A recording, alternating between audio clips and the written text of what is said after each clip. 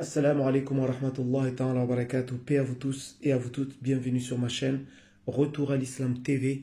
Bienvenue dans cette nouvelle vidéo. Alors, dans cette vidéo, je vais vous raconter une histoire incroyable d'une femme extraordinaire. Une histoire incroyable d'une femme extraordinaire. Et cette femme n'est pas n'importe quelle femme. C'est une femme qui vivait à l'époque du prophète et qui vivait à la Mecque et qui a été persécutée par les Qurayshites. Alors, nous sommes au début de la révélation, lorsque Allah a demandé au prophète de rendre public le message qu'il lui a donné, c'est-à-dire que seul Dieu doit être adoré. Et là, comme vous le savez, les musulmans vont être persécutés. On connaît l'histoire de Bilal, comment il était persécuté. On connaît l'histoire de Ammar ibn Yasir, comment il a été persécuté, comment sa mère a été assassinée, a été tuée devant lui, comment son père a été tué devant lui. Beaucoup de musulmans vont être persécutés, et surtout les faibles et les esclaves. Pourquoi? Parce que les faibles et les esclaves n'avaient personne pour les protéger. Et là, les Qurayshites vont en profiter pour les tout simplement massacrer. Et parmi ces personnes qui vont être persécutées et massacrées, il y a une femme extraordinaire qui s'appelait Zinira. Excusez-moi. Elle s'appelait Zinira et je vous demande vraiment de retenir ce prénom. Alors Zinira était une esclave romaine qui vivait à la Mecque et qui avait décidé de se convertir à l'islam par la grâce d'Allah. Et lorsqu'elle va accepter l'islam, là les Qurayshites, ils vont la persécuter, ils vont la massacrer. Ils vont tellement la massacrer qu'elle va perdre la vue. Subhanallah. Vous imaginez, elle va être tellement persécutée, tellement massacrée, qu'elle va finir par perdre la vue. Subhanallah. Et là, lorsque les Qurayshites vont la rendre aveugle, vous savez ce qu'ils vont dire? Ils vont dire en fait, c'est leur idole, Allah ou Al-Uzza, qui lui firent perdre la vue. Ça veut dire ils vont prétendre qu'en fait, c'est une sorte de malédiction de leur Dieu qui a fait que cette femme a perdu la vue, parce que cette femme a décidé de ne plus adorer les idoles, mais d'adorer Allah Azza wa Jal. Regardez, vous imaginez, ils l'ont massacré au su et au vu de tout le monde, et ensuite, ils vont trouver des excuses, ils vont dire non, en fait, c'est la malédiction de nos idoles qui l'ont rendu aveugle. C'est un peu comme aujourd'hui, on va te persécuter parce que tu es musulman, et ensuite on va dire oui, mais en fait c'est de ta faute. Il ne fallait pas que tu sois musulman. C'est pour ça, on te persécute parce que c'est de ta faute. Mais, subhanallah, cette femme, lorsque les gens de Quraysh, vont dire qu'en fait c'est à cause des idoles qu'elle a perdu la vue, écoutez ce qu'elle va dire. Elle va dire non, par Allah. C'est Allah qui me fit cela et s'il le veut bien, il me fera recouvrer la vue. Ça veut dire, il va mettre sa confiance en Allah. Il va dire non, c'est Allah qui m'a rendu aveugle parce que c'est Allah qui donne et qui prend.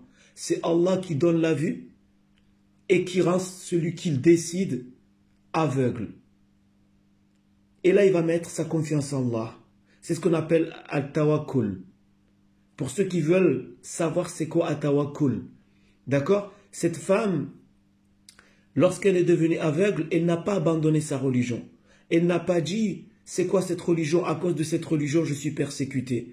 Elle n'a pas dit, ok, je vais abandonner mes principes, je vais abandonner mes croyances, parce que la religion c'est trop dur. Aujourd'hui, quand on est un peu persécuté, insulté à cause de la religion, eh bien tout d'un coup on se cache. Tout d'un coup on dit, ouais c'est à cause de la religion c'est trop difficile parce qu'on est éprouvé. Donc cette femme, elle avait une foi intacte malgré la persécution, malgré le fait qu'elle a été massacrée au point de perdre la vue, elle a mis sa confiance en Allah. Elle a dit c'est Allah qui m'a enlevé la vue et c'est lui, Inch'Allah, qui me redonnera la vue. Eh bien, vous savez ce qui s'est passé, subhanallah, écoutez bien. Le lendemain, ce n'est pas une semaine après ou un mois après ou des années après. Le lendemain, elle s'est réveillée, Allah lui a redonné la vue. Allahu Akbar. Allahu Akbar.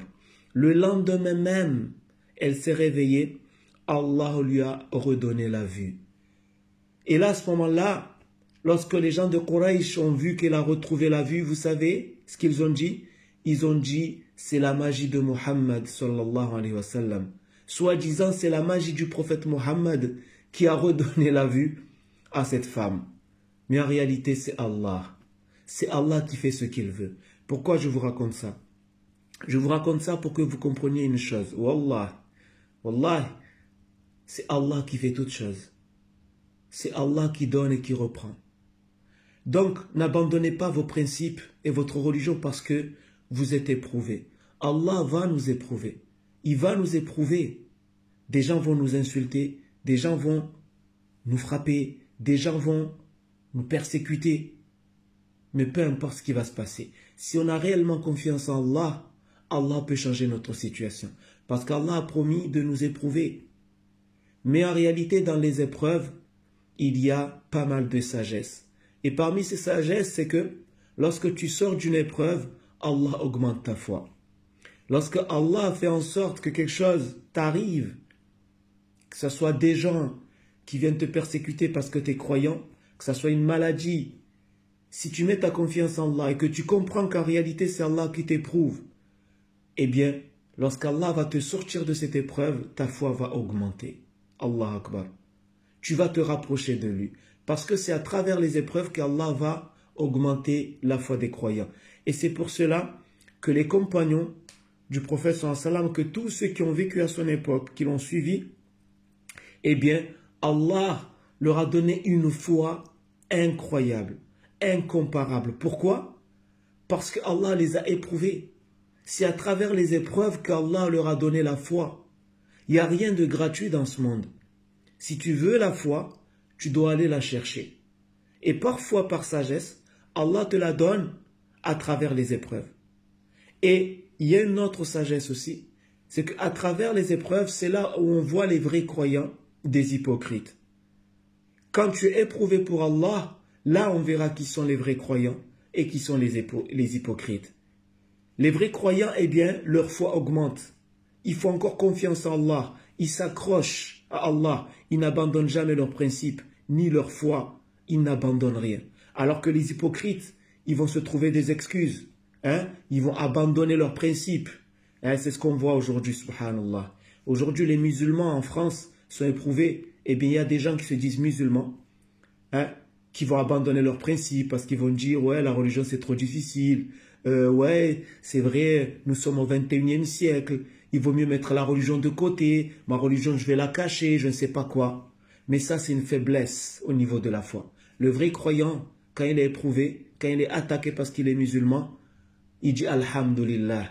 Il comprend qu'en réalité, Allah est en train de l'éprouver. Pourquoi? Pour augmenter sa foi et pour faire en sorte qu'il se rapproche de lui.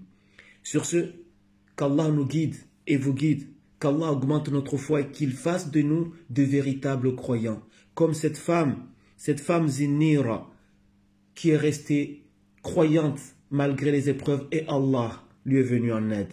Sur ce, je vous donne rendez-vous dans une prochaine vidéo. Assalamu alaikum wa rahmatullahi wa barakatuh.